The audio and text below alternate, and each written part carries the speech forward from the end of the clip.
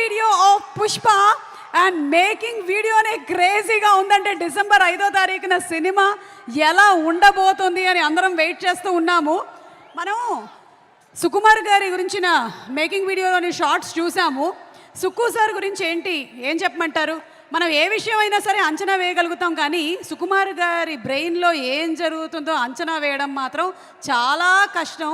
కానీ ఆయన రైటింగ్స్ అంటే మనందరికీ చాలా ఇష్టం. కమర్షియల్ హిట్స్ ఇవ్వడంతో పాటు ఎన్నో లైఫ్ లెసన్స్ని కూడా నేర్పించారు సుకుమార్ గారు.